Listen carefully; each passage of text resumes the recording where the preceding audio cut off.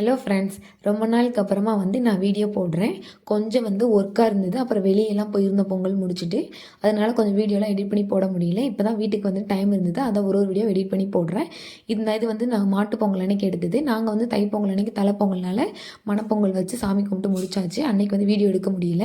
இது மாட்டு பொங்கல் அன்னைக்கு அவ்வா ஹஸ்பண்டோட அவ்வா மாடு வச்சிருக்கிறனால மாட்டு பொங்கல் செலிப்ரேட் பண்ணாங்க, கூப்பிட்டுருந்தாங்க. அதனால் அங்கே போயிருந்தோம். போயிட்டு அங்கே சாமி கும்பிட்டாங்க. ரொம்ப வித்தியாசமாக இருந்தது. இப்போ தான் கண்ணுக்குட்டி போட்டிருக்கு, 10 டேஸ் ஆகுதான். ரொம்ப வித்தியாசமாக கும்பிட்டுருந்தாங்க. சாமி கல்லில் அவங்களே நாமெல்லாம் வரைஞ்சி சாமி வச்சுருந்தாங்க.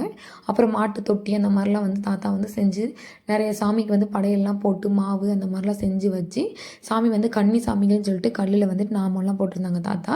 இந்த மாதிரி நிறைய வித்தியாசமாக பண்ணியிருந்தாங்க. எனக்கே பார்க்க ரொம்ப புதுசாக இருந்தது. நான் எங்கள் வீட்டு சைடில் மாட்டு பொங்கலை செலிப்ரேட் பண்ண கிடையாது. நாங்கள் சூரியன் பொங்கல் மட்டும்தான் வைப்போம். அதனால இது எனக்கு பார்க்கவே ரொம்ப புதுசாக இருந்தது. ஆனால் வித்தியாசமாக பார்த்தேன். நாளைக்கு ஒரு வீடியோவில் பார்க்கலாம். பாய், தேங்க்ஸ்.